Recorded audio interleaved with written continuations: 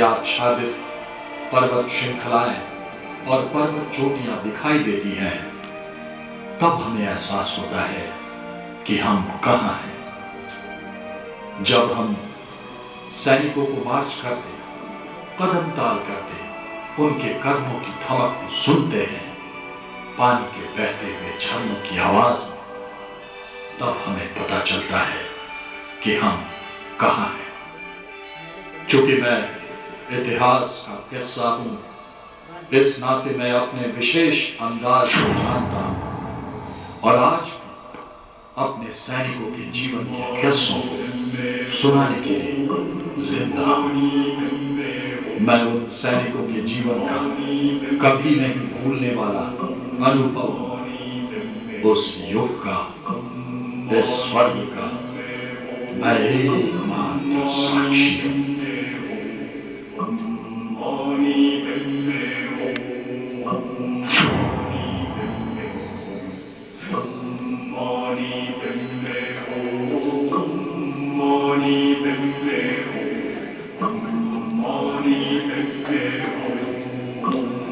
यह स्थान तमाम गांगेयम लांदिया लाक्सम के नाम से जाना जाता है।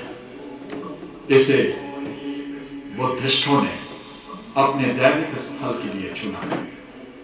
8 मीटर ऊंची बुद्ध की मूर्ति इस केंद्र का प्रमुख आकर्षण है। इसके अलावा विशाल रोटेटिंग मिल भी भिक्षुओं की प्रार्थना के लिए महत्वपूर्ण है। इस तवांग मठ में भिक्षुओं के लिए आवासीय भवन, पुस्तकालय, म्यूजियम और मूलभूत शिक्षा की सुविधा है।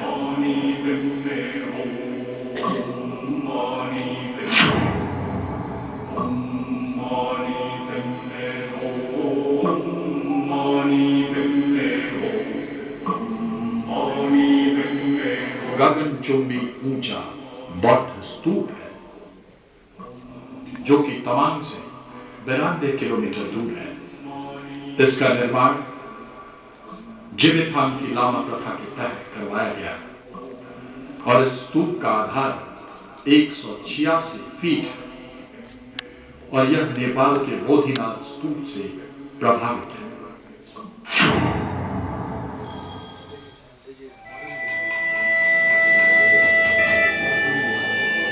प्रसिद्ध शुनगेट सर लेक, या जिसे अब माधुरी लेक के नाम से भी जाना जाता है, क्योंकि फिल्म कोयला की शूटिंग के दौरान यहीं पर मशहूर फिल्म अभिनेत्री माधुरी दीक्षित का नृत्य गीत फिल्माया गया था।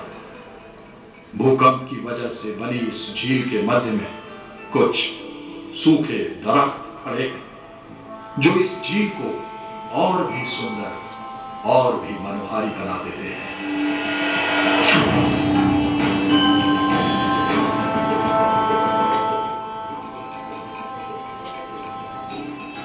पैंगैंग टैंगसो झील इस क्षेत्र के सैलानियों के आकर्षण का दूसरा बड़ा केंद्र है। यह शहर से 14 किलोमीटर दूर है। जब दिन साफ रहता है तो झील का पानी नीले रंग का दिखता है। यह झील बारिश के दिनों में भी घने कोहरे से घिरी रहती है, तो अक्टूबर के दिनों में इस झील को रंग बिरंगे फूल चारों ओर से घेर लेते हैं, आलिंगन कर लेते हैं और जाड़े में ऐसा लगता है मानो झील ने बर्फ की सफेद चादर ओढ़ ली हो।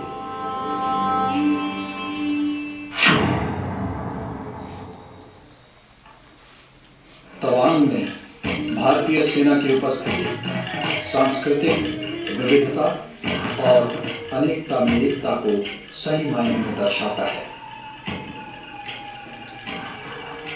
स्थानीय नववर्ष पर आयोजित होने वाले लोसार महोत्सव का विशेष आकर्षण है मोनपा संस्कृति का पारंपरिक नृत्य संगीत। यह उत्सव यहाँ के जनजीवन और वातावरण में नया रंग और नया उत्साह भरता है। अरुणाचल प्रदेश के जनजातियों का यह अभिन्न उत्सव है।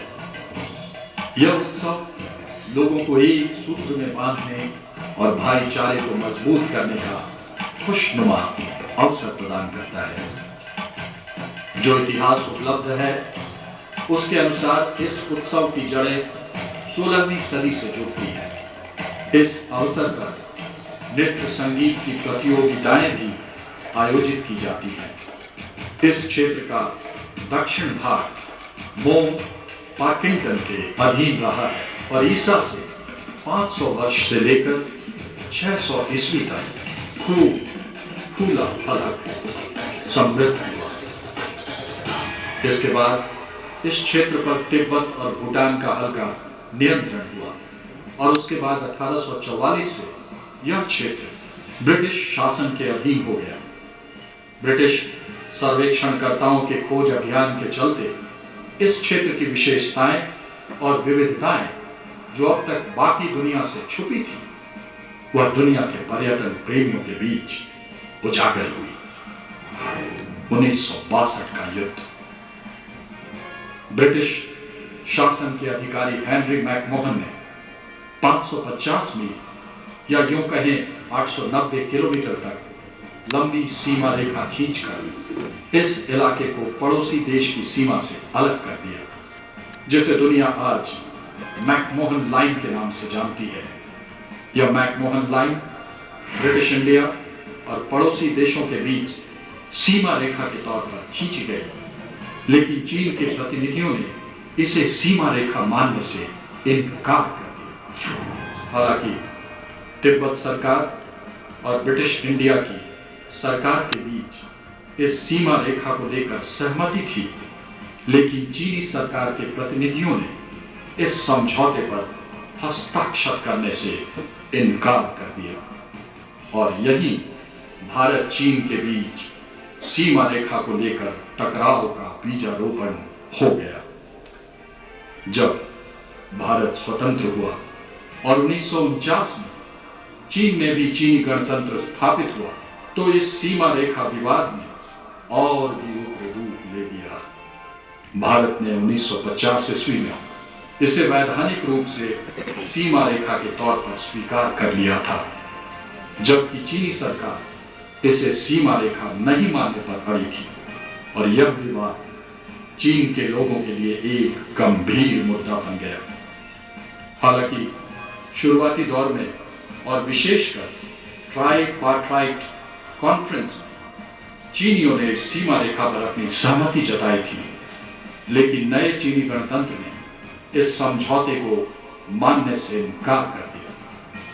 सीमा रेखा पर चीन की असहमति होने के बावजूद एक दशक तक यह मुद्दा दबा रहा और भारत चीन के बीच सौहार्दपूर्ण संबंध रहा, लेकिन 60 के दशक की शुरुआत के साथ ही यह मुद्दा फिर से उठ खड़ा हुआ और यही मुद्दा 1962 के भारत चीन युद्ध का कारण बना। बुद्ध का देश युद्ध की भूमि में परिणत हो गया। भारत सदा से एक शांति प्रिय देश रहा है। अपने हजारों साल के इतिहास में भारत ने कभी किसी देश पर हमला नहीं किया, न किसी की जमीन हड़पने के लिए और न ही किसी पर हुकूमत करने के लिए, क्योंकि भारत सदा वसुधैव कुटुंबकम में विश्वास करता रहा। 1962 का भारत चीन युद्ध भारत पर थोपा गया। आजाद भारत का यह पहला युद्ध था। 1959 में तिब्बतियों ने चीनी अधीनता से विद्रोह कर दिया और तिब्बती धर्मगुरु दलाई लामा पलायन कर भारत आ गए। दलाई लामा ने भारत सरकार से राजनैतिक शरण की मांग की और भारत सरकार ने उन्हें और उनके साथ आए तिब्बतियों को शरण देना स्वीकार कर लिया। भारत सरकार द्वारा उन्हें शरण दिया जाना चीन को बुरा लगा और इससे भारत चीन के रिश्तों में खटास आ गई। चीन ने भारत पर आरोप लगाया कि वह अमेरिका की मदद से चीन के आंतरिक मामले में हस्तक्षेप कर रहा है और इस बात को लेकर उसने सख्त आपत्ति जताई। एक तरफ तो चीन हिंदी चीनी भाई भाई के नारे लगा रहा था और चीन के प्रधानमंत्री चाउ एन लाई भारत के प्रधानमंत्री पंडित जवाहरलाल नेहरू के साथ पंचशील के सिद्धांतों पर हस्ताक्षर कर रहे थे, तो दूसरी तरफ चीन चुपके युद्ध की तैयारी कर रहा था। आखिरकार पंडित जवाहरलाल नेहरू को कहना पड़ा कि चीन ने भारत की पीठ में छुरा फोंका है। भारत सरकार ने 1960 में विवादास्पद ऑपरेशन होमकार शुरू किया। दूसरी तरफ 1962 में चीन ने तिब्बत पर आक्रमण कर दिया और युद्ध शुरू हो गया। 7 इन्फेंट्री ब्रिगेडियर जेपी दलवी के नेतृत्व में जिम्मेदारी का इलाका कामेंग सेक्टर। इस बल ने नमकाचू नदी पार कर आगे कूच कर दिया। तवांग स्थित ब्रिगेड के अंतर्गत 4 इन्फेंट्री बटालियन थी। वहीं हिंदुस्तानी फौज के खिलाफ चीनी सैनिकों की तादाद 24,000 थी। एक घमासान युद्ध के लिए हालात तैयार हो चुके थे। जब दुश्मन के साथ पहली झड़प हुई, पूरी ब्रिगेड हेडक्वार्टर सहित लुम्पो में स्थित थी। जल्द ही हमारी सेना की नदी के उस पार की गति को रोक दिया गया। वहीं दुश्मन का जमावड़ा थागला रेस पर बढ़ता चला गया और हमारे जवानों द्वारा भारतीय सेना के सर्वोच्च परंपराओं का निर्वहन करते हुए और बहुत ही बहादुरी के साथ लड़ने के बावजूद ब्रिगेड सेक्टर पर चीनियों ने 30 अक्टूबर को कब्जा कर लिया।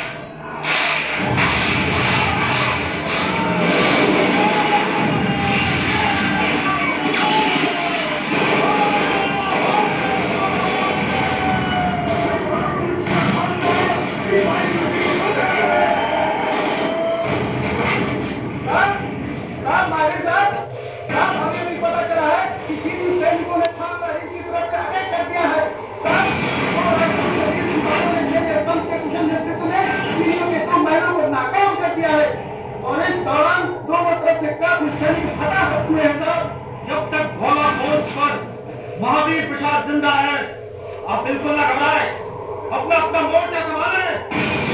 आप अपनी भूमि की रक्षा अंतिम सांस तक करेंगे। 23 अक्टूबर को उसकी सेना ने असम राइफल्स के पोस्ट बुमला पर आक्रमण कर दिया। यह पोस्ट पहाड़ियों से घिरा था और यहाँ पदस्थापित प्लाटून का नेतृत्व सूबेदार जोगिंदर सिंह कर रहे थे। सूबेदार जोगिंदर सिंह ने चीनियों का डट कर मुकाबला किया।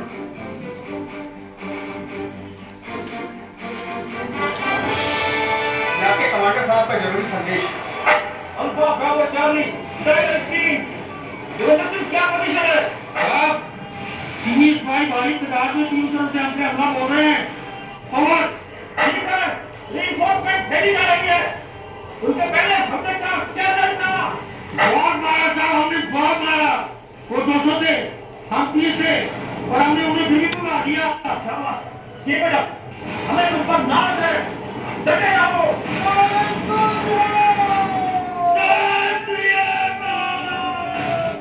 गोले बारूद के पूरी तरह खत्म होने के बाद भी और लड़ते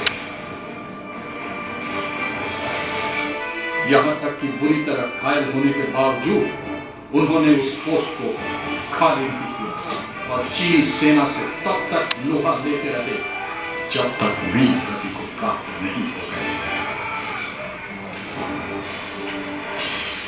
गए। इस बहादुरी के लिए सूबेदार जोगिंदर सिंह को मरणोपरांत परमवीर चक्र से सम्मानित किया गया और उनकी याद में बुमला में एक अभूतपूर्व स्मारक भी बनाया।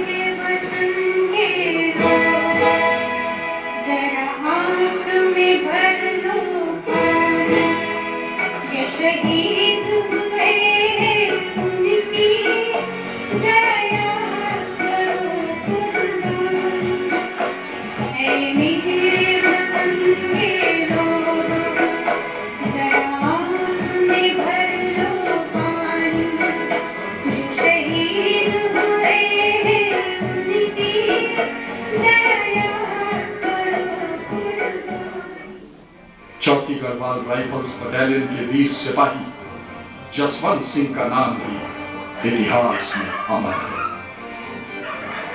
क्योंकि उस पूरी रात वह अकेले एक लाइट मशीन गन के साथ चीनियों से लड़ते रहे और 11,000 फीट की ऊंचाई पर भी दुश्मनों को आगे बढ़ने से रोके।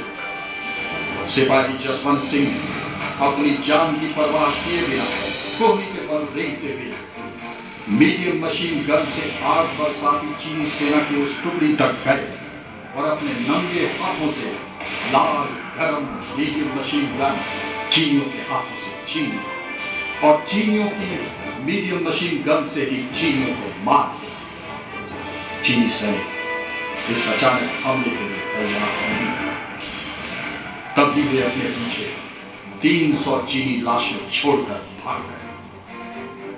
इस पूरी लड़ाई में स्थानीय 2 लड़के सेना और मूरा ने उनकी मदद की। इस साहसिक कार्य के लिए सिपाही जसवंत सिंह को मरणोपरांत महावीर चक्र से सम्मानित किया गया। सिपाही जसवंत सिंह का यह बलिदान आज भी वहां तैनात सभी सैनिकों के लिए प्रेरक शौर्य गाथा के रूप में प्रत्यक्ष है।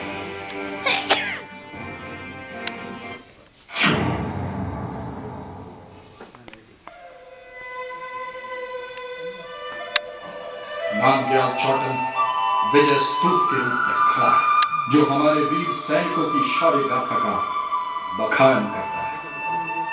यहाँ युद्ध की यादें संग्रहित है और रेजिमेंटल फ्लैग हमारे सैनिकों की वीरता को जीवंत बनाए रखा है।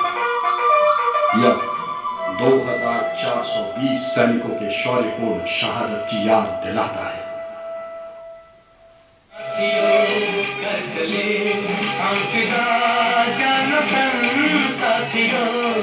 तुम्हारे हवाले वतन साथियों, जिंदा रहने के मौसम बहुत है, मगर जान देने की रोज आती नहीं।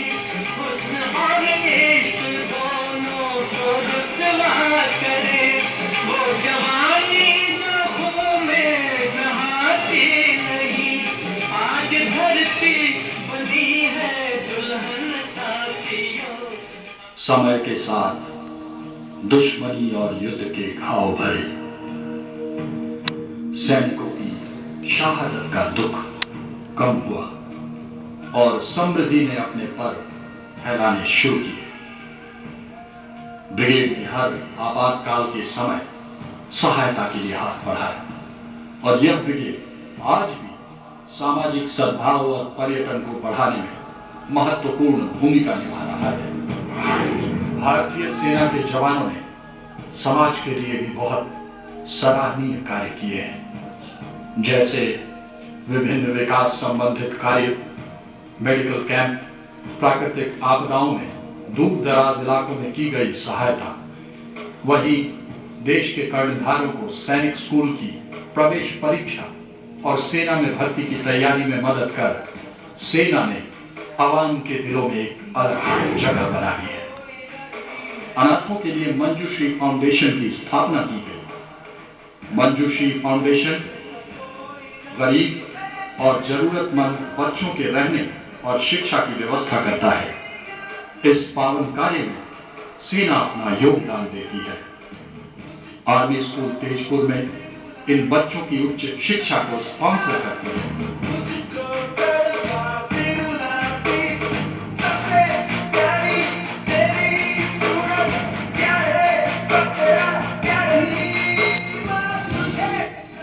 विद्याश्री स्कूल एक रोल मॉडल स्कूल है जो आर्मी के द्वारा चलाया जाता है।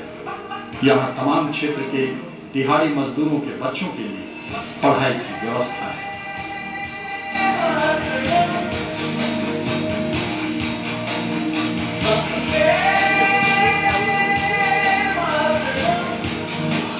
पिछली घटनाओं से सीख लेते हुए सेना ने अपनी क्षमता को विकसित किया ताकि किसी भी विषम परिस्थिति का सामना न किया जा सके, उस पर विजय पाई जा सके।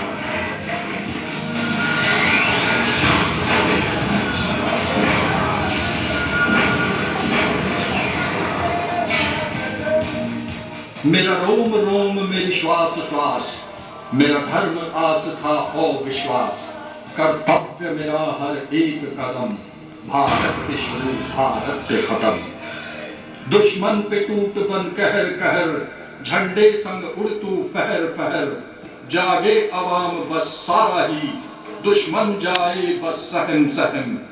मैं ही भारत भारत ही अहम, सर्वस्व मेरा भारत को नमन। भारत पे शुरू भारत पे खत्म, भारत पे शुरू भारत पे खत्म। जय हिंद।